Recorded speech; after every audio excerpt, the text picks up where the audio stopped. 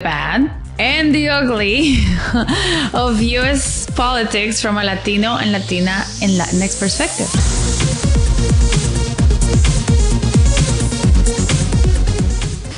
Excited to be here with you again. Yes, me too. So everyone, my name is Clemencia Herrera and I am the founder of Moira Studio, a cross-cultural advertising agency that works with progressive political campaigns, organizations, and advocacy initiatives to engage with Latino audiences exactly how they deserve, which is in an authentic and caring way. Excellent job. And I'm Cecilia del Cid, an environmental and social justice practitioner, Latin American, an immigrant from Guatemala, community weaver, also working in media. Yes.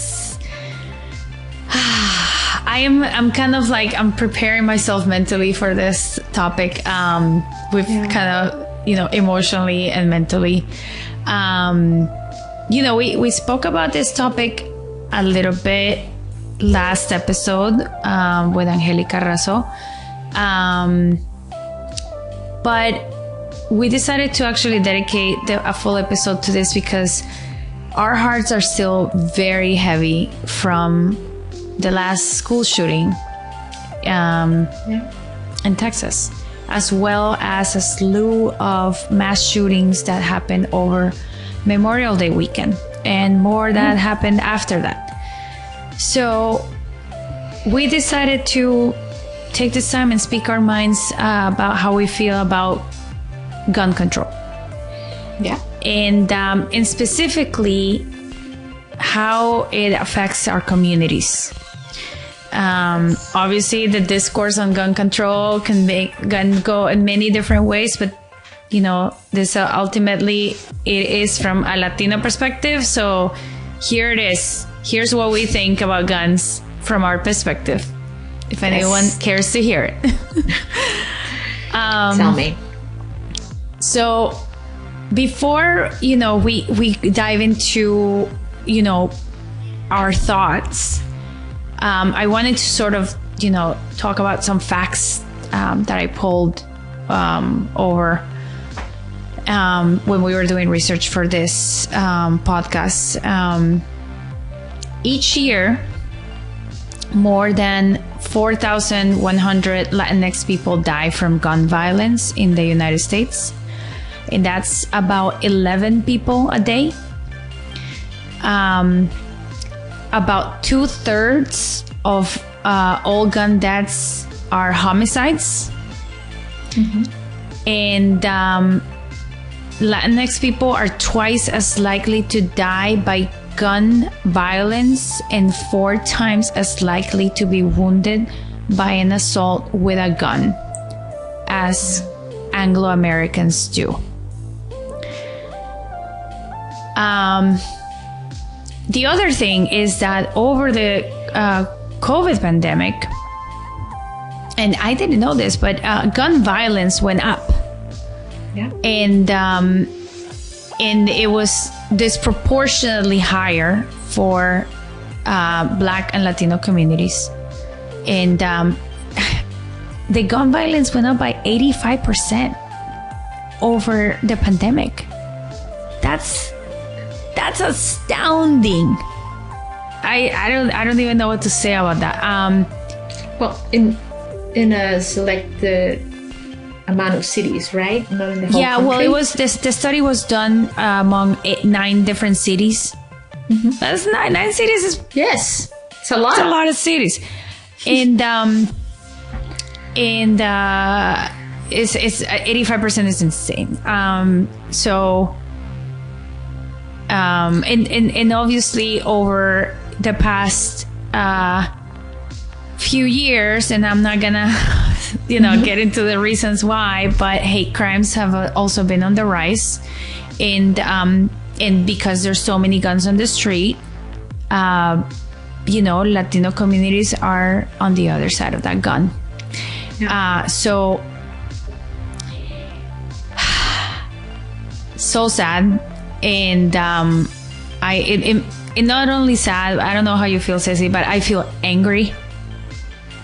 And in that, and I feel angry about the blinders that some people in our system have towards this. And so let's talk about this. I think thank you for sharing those numbers. I think they're really sovereign. I think before we decided to have this conversation, and hadn't really, even though I spent a lot of time thinking about how systems impact our community in general, I hadn't really thought about that disproportional, how we're overburdened with the consequences of this violence. I'm not surprised. I mean, why would we surprise? We are overburdened with environmental justice. We are overburdened with health issues.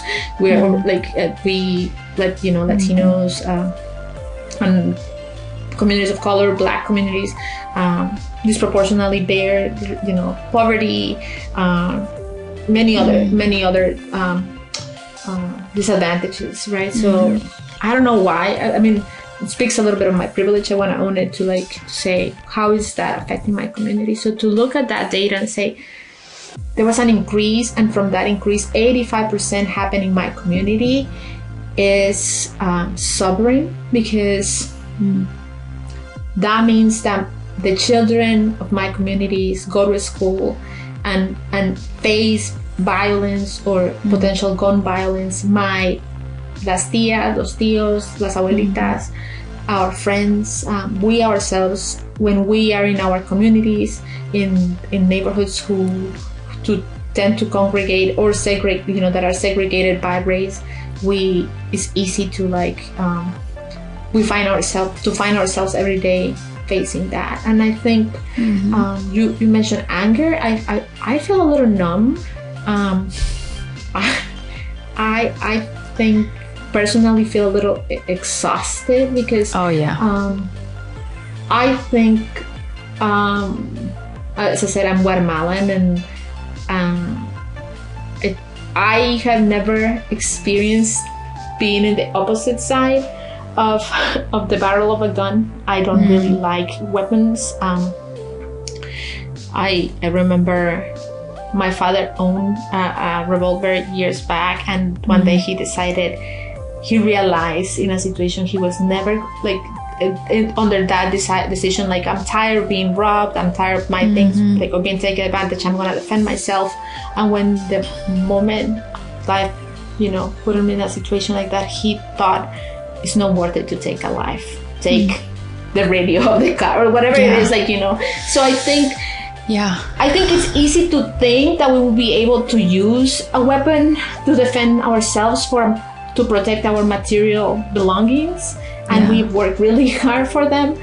But my personal experience has been that you can recover anything material, and once a life is gone or what, it adds a lot. It's not only the person who is on the other end, it's also the drama of you potentially taking someone else's life. And I'm really not interested in. That's a great way to see it, especially because people that are in the military go through some rigorous training to use weapons, not only to use them, but also to bear the responsibility of taking somebody's life. And they still come out of wars, absolutely traumatized by the death that they see. And obviously this is death at a much larger scale, but you're still, I've seen interviews of soldiers talking about how they've taken a child's life or a woman's life, and it's haunted them for the rest of their lives. And these are soldiers, in this a regular person out in the street is okay with it, is gonna be okay with it. I don't think so. So that's a really great way to think about that.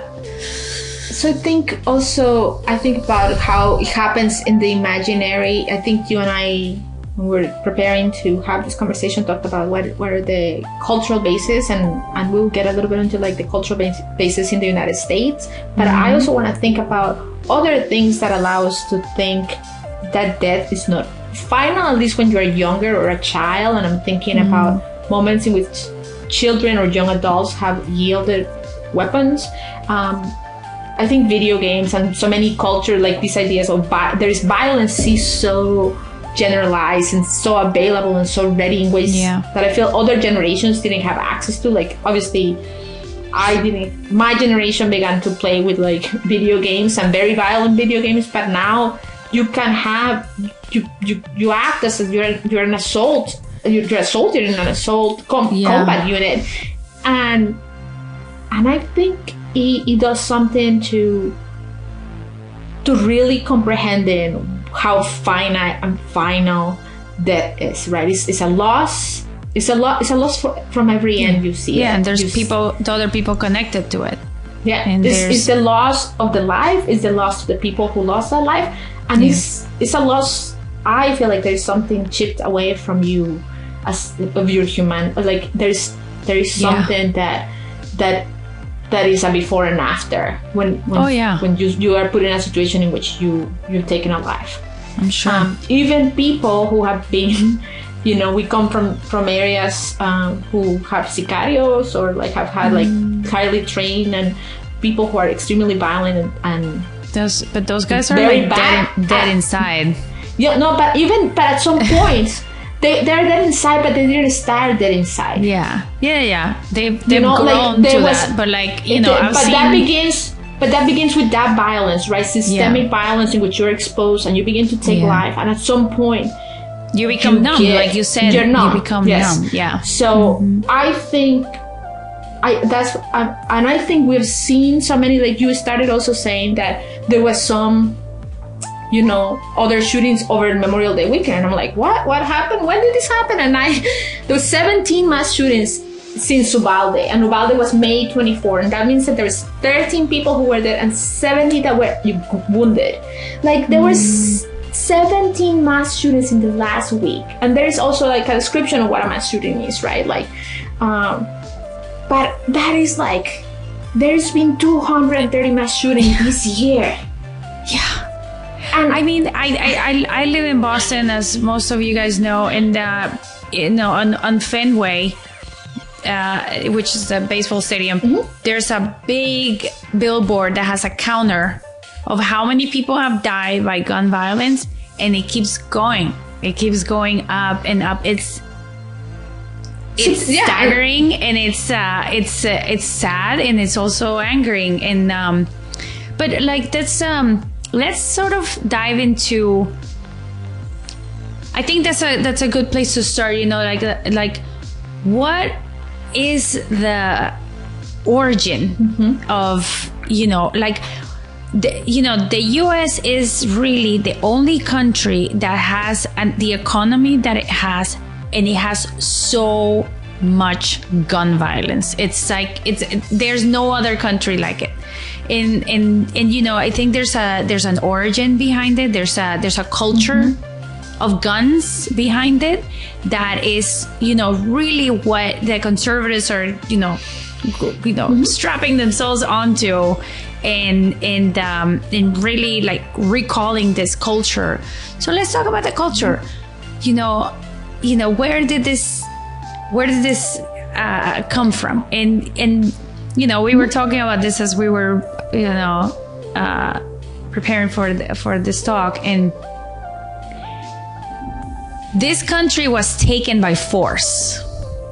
There was a war, and someone lost, and the people that stayed, the people that won, they won it because of guns. The Native Americans did not have guns, and the Anglo that came from the Europeans did, and so there was a disproportionate amount of violence, and so they were able to take their land. And so, but this created this culture, and this is my opinion, this created this culture of I will only take what is mine or defend what is mine with a gun. And so it also created this culture of like, well, if I took something by force, then that means that it can also be taken away from me by force. So, there's this culture of, I need my gun to protect me from somebody else trying to do the same thing that I did. And so this, even though it happened, 400 years ago, there's still this culture of, standing my ground, defending what is mine, and all of that. That's my theory. And I think I can see that, and I can see how that vision of the white settlers, European settlers, come in, taken by force, got enshrined in legality, right, in the Constitution, which is something that continues now to drive, like, this Second Amendment, like people in the United States have the right to keep bear arms. And that's not the end of the Second Amendment, that it has a full other sentence that accompanies it, and it has a very specific circumstance, and well-regulated militia being necessary for a free state, right? So, I think it has to do... Yeah, and that's the other thing. Just so you're also, it's either the Native Americans are going to take my land, or the British, they're going to come take my land, or the Spanish are going to come and take my land. So... But this is unceded land, right? This land wasn't empty. They took it back from somewhere else. So this mirroring to think that if I have caused this tremendous violence, why would prevent that people that I have harmed so hard to eventually rise up and do the same to me, what I have done to them? So it's definitely rooted in fear, I think, and in great division and in great racial division. Because we know who was considered a citizen or not considered a citizen at the beginning when this country started, and you and I were not considered a citizen. So I think there is the culture of what happened before, then there's kind of how this country comes to be as the United States, outside of being a colony, an independent state, and what were some of the things that got enshrined, that got cemented into the national identity. And there's also, the fear that is, I think that you are getting at, that if I taken this by violence, what prevents other people from coming and taking it by violence from me? It's just like when people cheat, they're always gonna think that somebody's gonna cheat on them. Yeah, but that is reflection. That doesn't say anything about your partner. Yeah, exactly. It's projecting. It's totally projecting. It's totally projecting. Yes. But obviously, that's sort of like the way of. I'm just going through I'm just inserting myself in the mind of someone that thinks this way, and so this creates this whole militia. Okay. Back then. I come from Colombia, and so there was militia. There still is militia. It's called a guerrilla. Guerrilla. And yes, they have guns, but guerrilla has been fighting the government since the 60s. Years. They have not been able to take over. Yes. They have not been able to take over. They were almost absolutely destroyed by the army. Militias nowadays are ineffective. Well, especially when we're talking about the might of the United States Army. Military force, which is, it will be like this little mosquito flying against this plane, I'm not even this is not an animal anymore. It's just that's the scale. It's not, that's the scale. The U.S. military is 10 times, like you said, what was it? The spending of the U.S. military is 10 times bigger than the next country investment in their military. Right. So we out invest the number two by 10. So right. So unless your militia is the size of the Russian army, then no, you got zero chances. You don't have a chance. You have zero chances. So your gun is gonna be absolutely useless. And I don't think the Russian is the second one that's also in the imaginary in the US. I don't really know who's the next one in investment in military spending, but I think that it's when we spend like more than 50 or I think it's 50 to 60 cents per each dollar we pay in taxes to that. But also let's think about this. If we have one of the biggest military industrial complexes in the world and it has such a large budget, where is that money going? To arm manufacturers. Someone has to be, it's like who is supplying these weapons, right? And I think it brings us to like other like the power and also but also institutions like we have the National Rifle Association, we have other organizations that are dedicated to furthering the idea, the business idea, the marketing of these products, because there's people who use guns safely, there are people who hunt with guns, there are people who patrol, there's people who use them for shooting, like target practice. Like there's people who use them even as in protection alcohol. Yeah, guns don't belong in hospitals. I don't know if you can relate to this, but I remember in Guatemala you will go into the bank and there will be an armed guard. You will go into like heavily, like it will have sometimes it will be like we're not talking about just like some dude with a pistol.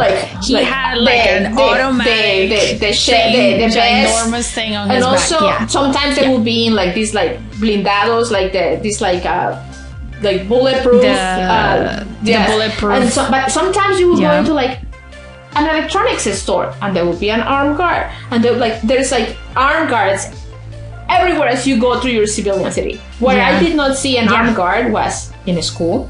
I never had one. Tenías la portera. I never saw one in hospitals. The person simply said, "No, you don't come in here." Like, but in commerce or a church. But to think. Or a supermarket. Like I think I've seen it more in supermarkets. I've seen it in supermarkets because I think it's this idea that people could steal, like this protection of the private property and material things. Yeah. But I think one of the things when I came here that I felt like I don't have to see guns in my face as I go about my day. Every day doing my average things. Any of my friends who have visited Latin America, they're shocked by this. They're like, oh my God, I walked into the bank and there's a heavily armed guy at the door. And they're like, what is this? And I don't want to live in that state. I definitely, and this is like some of the rhetoric that's been going on. Like, are we really gonna put a heavily armed person at a movie theater, at a supermarket, at a school, at your church, because there's some loony guy that's gonna come and shoot everybody up? And I also, like, do we really want to live in that state? I thought that we came from a developing country where that stuff is happening, and this now, this is like the stuff that they're trying to sell here, which is, I don't know. I feel like this is going backwards. This is not going forwards. This is going backwards. And I do think, like, you're saying, if the person who is coming to doing these things is in a mental breakdown state, then the laws and regulations should prevent people who are in that state from having access to guns. Not just because they're a danger to others, because they're a danger to themselves. And most of the people that are dying of gun injuries or by gun are white males. Actually, that's the high, turning the gun on themselves by suicide. So if the issue is mental health, but we have to recognize that many of these practices are. The answer is not a gun. No, this is comprehensive mental health. But then we also have to think about what about the time when when the people who goes are doing it intentionally because they hate a population. Before Uvalde happened, we had an incident in Buffalo that was clearly linked to white supremacy.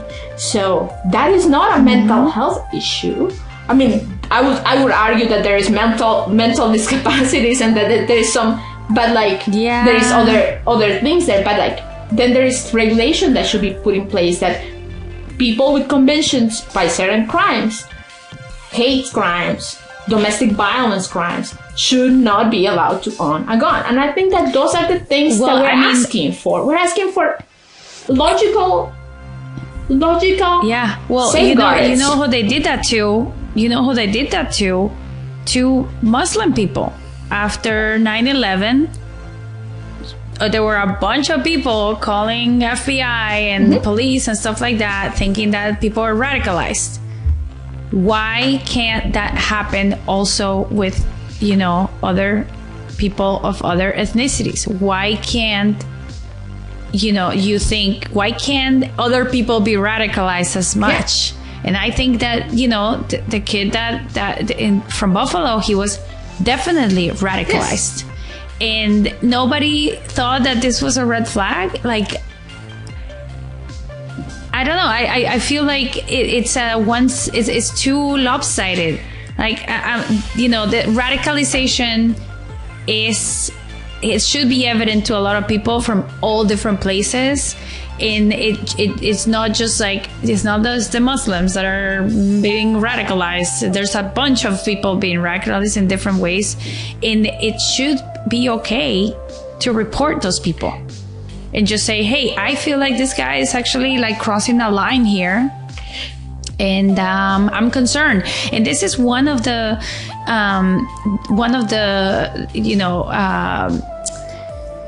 pieces of gun control that is being proposed, which is that red flag law, which is saying, hey, this person, I don't think that they should be getting a gun because of this. And I think that's, and correct me if I'm wrong with that, I think that was the case with the Buffalo shooting, which is like, he had a gun, it was taken away, but then he bought it again because like, I haven't followed them that much, but so I wouldn't be surprised. Like, because like there was a red flag. Somebody raised a red flag and said, "Hey, this person shouldn't own a gun." But there was an incident, and so I think that that's okay. Obviously, don't want this to become a policing state, but if there is probable cause and there's proof of it.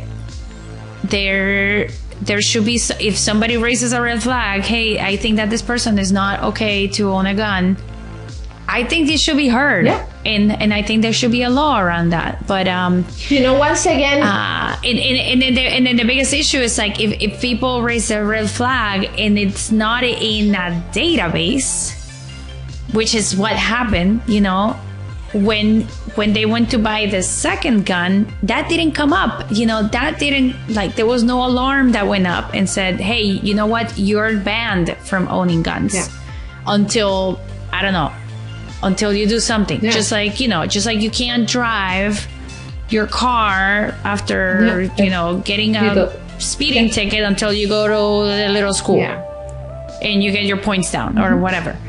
And so it's like, why can't owning guns be equivalent to having a driver's license or any kind of other license?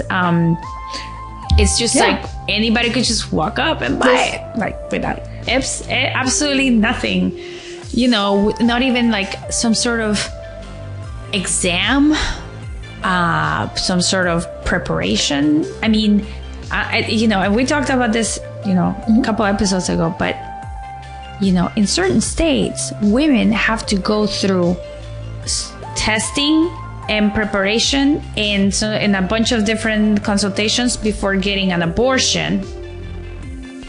But somebody that could potentially kill 30 people doesn't have to go through anything. It's contradictory to think that you are pro-life and don't think about that. Also, I mean, another example, simple example is, how is it that we consider that an 18-year-old is not mature enough to buy alcohol, but but they are mature enough to buy guns?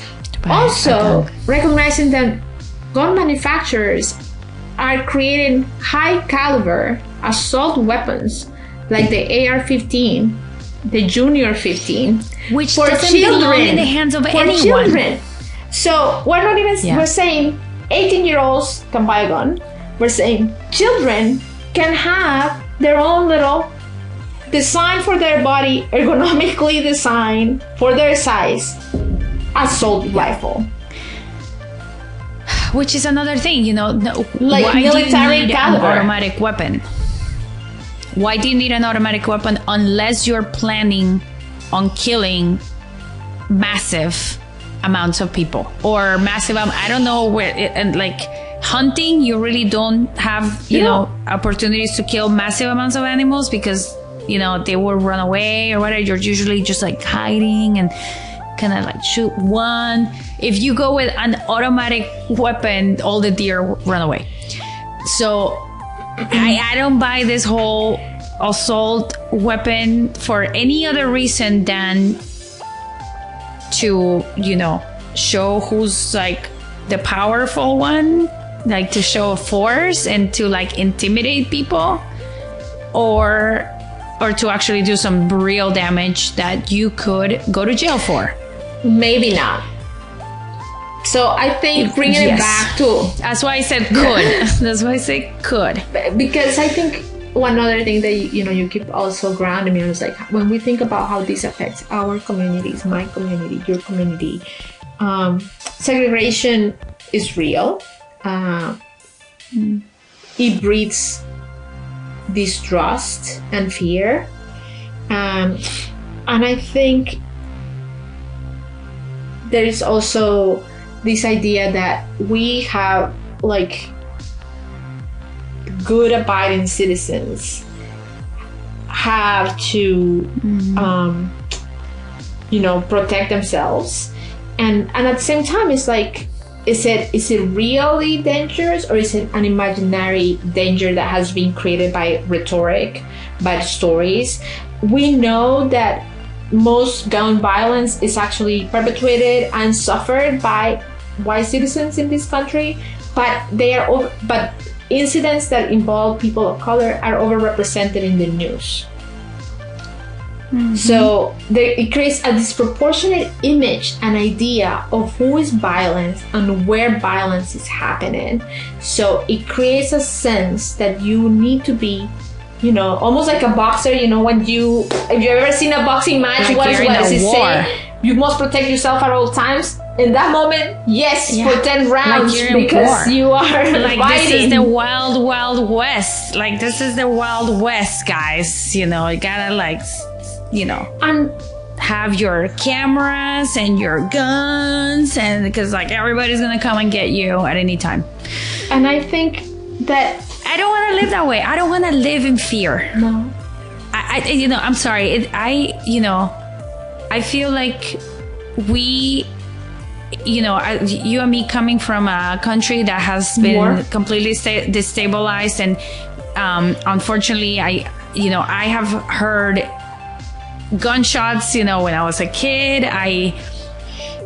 somebody was killed at the building where we lived, and like, I've had family members that have died from gun violence.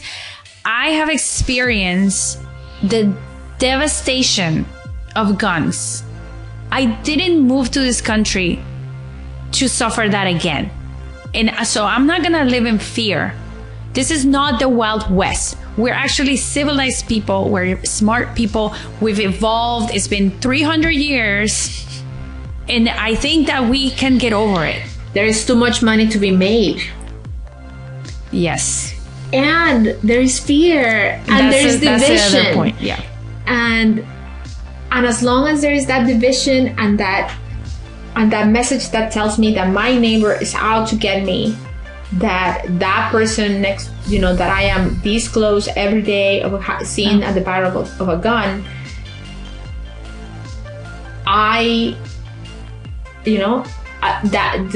Yeah, it's like the alert, like the high alert, you know. I remember like back in the Bush years, I was like, oh my God, the alert was like red or orange or whatever.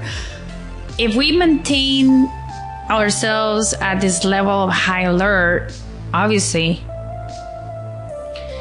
everybody's gonna go out and buy guns because... But guns will not make you safer. It's been proven that for communities to be... What are some of the reasons why, for example, communities who have a lot more resources, like middle class neighborhoods, tend to be less police than lower class neighborhoods?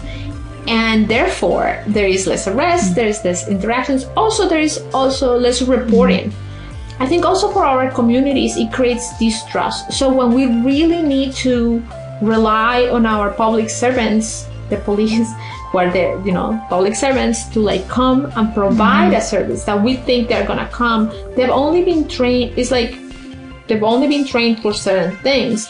So I think our communities for a long time have been asking and proposing different solutions. Let's say we need to have funding, like alternative dispatch programs. Not every situation should be approached with like a hammer, right?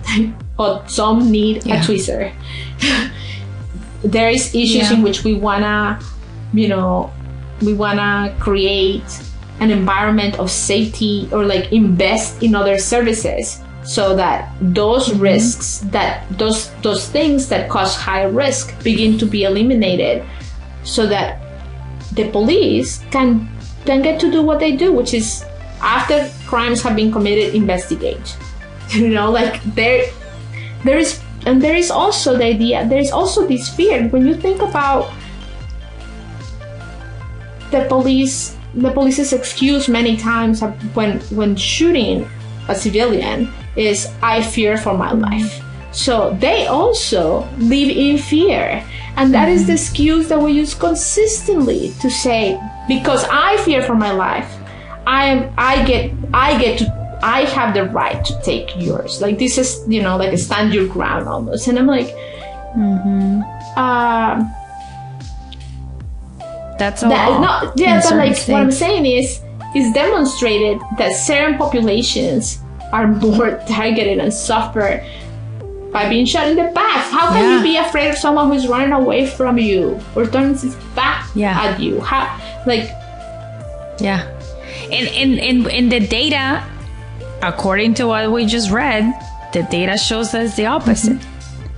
Less Anglo-Americans are dying at the hands of people of color. It's the opposite. People of color are dying. But that's what has happened at the hands of Anglo-Americans. And I think it's less or other, like it's disproportionate, and so it's false. Yes. It's a lie. They're lying. It's not true. It's a rhetoric. It's a narrative. It's a story that it's told by social media, by the news, because we have unchecked biases, because this is a story that is being said. Not even French news, average news. Like this is a story that has been repeated for years, right? Like certain characteristics, physical characteristics makes you dangerous. Like there's fear of big black men. Who were the ones who, I think once again you're saying like there is this projecting of like, if the colonizer was the one, or the enslaver was the one doing this harm, what prevents that person now to come and do to me what I did for generations? That I think that is at the root of that is fear, and I think what our communities are asking for is like, let's recognize each other's humanity. Let's look. There is a space for redemption. I'm an abolitionist, and I have to believe that even those people in countries like ours who have been so eviscerated of their humanity have a space for redemption. Not that they should not be held accountable and subjected to justice for the harm they've caused, because when a life is taken, it's final. But I do think that a person, Yeah. that we as individuals are bigger than our biggest mistakes. So how do we, I think our communities are asking, are clamoring, are begging our politicians to look at us and recognize our humanity and invest in our humanity, instead of telling us that what we need is more guns. I don't want my nephews. Well, but let's like dive into this a little bit. You know, why is it that they're telling us that we need more guns? And you said it. You said there's too much money to be made. Political power. If we talk about like, okay, capitalism, all right. The gun making companies, yes, it's a business. They have to make money. They profit from people buying guns. Why is it that the government doesn't do anything about it? Political power. There's a thing called lobbying, and we actually we are actually planning on doing an episode about lobbying, because I'm not sure everyone knows what it is, but essentially Legalize. these companies, Right? these companies actually give money towards contributions towards candidates' campaigns in exchange for, and this is, you know, kind of like, you know, a silent thing that goes on, but in exchange for votes. In legislation, so, or to block or to withdraw. Right. It. Yeah. Exactly. So to either vote for or against in their favor. And the gun industry is ginormous, and I'm sure that this is a drop in the bucket for them. Paying for for legislation to go in their favor is priority for them, obviously, because like if there's gun control, their private business disappears. And so it's if you think of it that way, then you start to if you follow the money as usual, you start to realize how much we've been conned about guns, and how much it's a lie, and how much it's all and like their little, I don't know how to say patrañas, but like, you know, their little patraña over there, and that's like what they're, you know, working, and they're then in turn trying to convince their constituents that this is the right thing to do, and it's a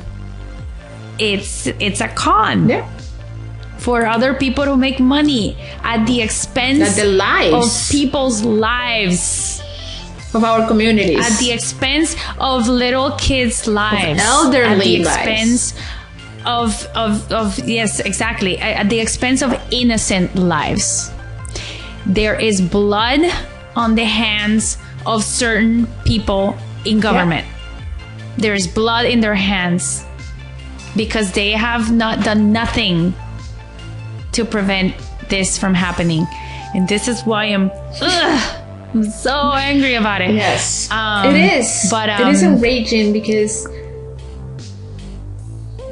in the year 22 of the law, you know, here we are having an argument that is grounded in a history that happened, on a moment in history that happened more than 3 centuries ago, and trying to imagine what the founding fathers of this country were thinking about when they wrote that, and it has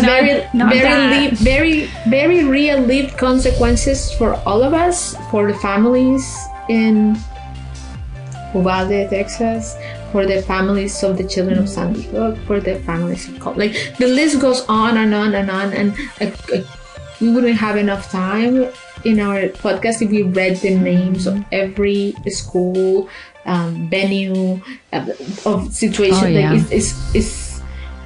And it's the biggest list in the whole world. And it. So okay, so let's try to wrap this up, because we can we could fume about this for hours. I think I don't want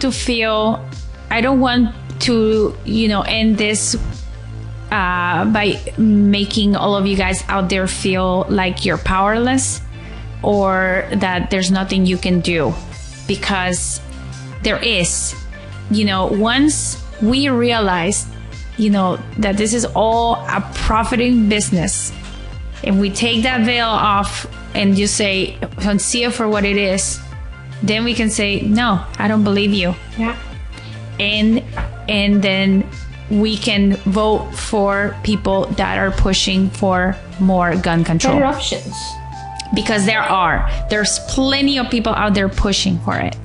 But this is like so ingrained into this like American values, and they have created an American value around making money. But that's also very much at the core.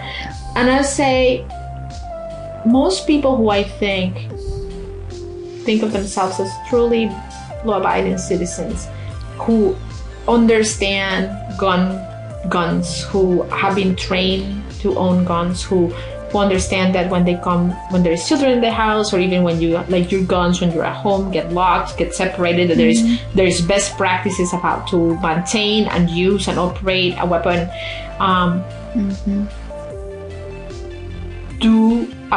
I think that most of them, and maybe I'm speculating, but like my sense is that you will want these tools to be used with the care that they deserve. These are not toys. Yeah. These are weapons. Weapons have been designed to harm, and weapons who have been designed for specific situations like combat. Yeah. We are not a war. And if we want to glorify war, like let's not. It's terrible. There is no winner in wars. It's just the working class, the poor providing la carne del cañón, like the bodies to fuel it. I refuse to get involved. Let's all collectively put our support and behind in candidates that are here to represent us and our well-being and the well-being of our communities, instead of the well-being, financial well-being of industries that do not. Yeah. That will not make us safe. Guns will not make us safe. Yeah. And that's the thing. We have to realize that even if we have guns, we're still very vulnerable, because unfortunately right now, if someone breaks into a Latino's house and a Latino kills them, they might go to jail. And also, if someone kills us, they might get away with it. Yeah. So it's not. I don't want people to feel like we're powerless, because the power there are better the power is not in the gun. Forward. The power is in the decisions that we make for our future. Yes. That's where the power lies. It's like, let's not go down to this level of like primate thinking, like, we're at this level in which we're just gonna fight our way through things like we used to 500 years ago. We are now, and everybody's looking at Russia going, oh my God, what were they thinking? How could they think that they could take something by force? Everybody's saying that. Why don't you apply the same thing to your day-to-day? Things are not taken by force. We are beyond that. Also, I think if we're framing guns as the tools that will keep us safe, that is not what the data shows. That is not what our lived experiences show. We are going to be safe. Our communities are going to be safer by investing in our basic needs, not by guns. Yeah, and that's, this belief is going to keep us oppressed and controlled and harmed, and we're gonna keep seeing this in the news over and over again, and I am not numb to this. I'm I want everybody to know, what drives this, so everybody can be like, this is enough.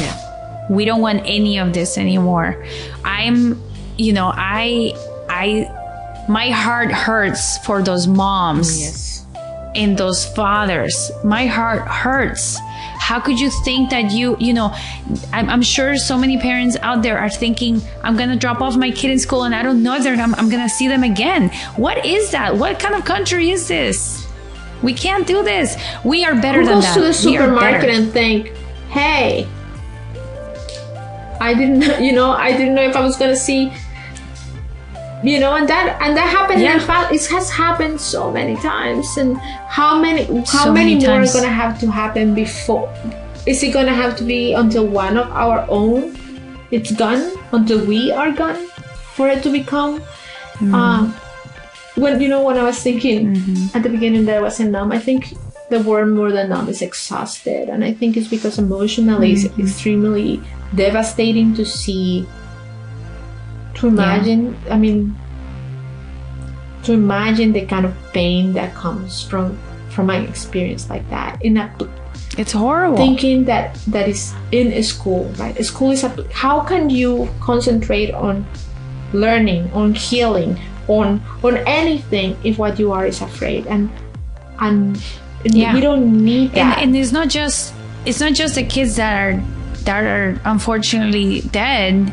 It's the kids that saw their other kids, their other friends die in front of them, and it's like those kids are scarred for life. And so it's a snowball of death and suffering and pain that keeps coming back, because then the trauma, the fear, all of this keeps snowballing. This, like, guns are not. They are not going resolution to more guns. Like, no, we're gonna keep perpetuating the pain and the suffering. And as Latinos, I don't know where everybody's ancestry is from, but our countries have a long history of violence. And we did not come here to perpetuate it. We wanted a different life. We wanted something different for our families and for our kids and for ourselves. And if we keep thinking of this way of violence, then we're not rising above. Yes. So, thank you very much for that, Clem. Thank you. I'm as you can see, I get very passionate about this. Thank you guys out there. Let us know what you think. Love to hear what you guys think. Some of your questions. Reach out to us. Yeah. If you guys have questions, comments, please get in touch with us at LatinxYZ Pod. On Instagram, Twitter, TikTok. YouTube. My email is clem@latinxyzpod.com. And thank you very much. I hope that everyone out there that has been in a mass shooting can find peace in their souls. And I hope that that on my end, I'm trying to do as much as possible so this doesn't happen again. This episode is one of the things that we're trying to do. Thank you. Thank you all for having this space, and our deepest condolences to those who are in the middle of this. Thanks, everyone. See you next episode.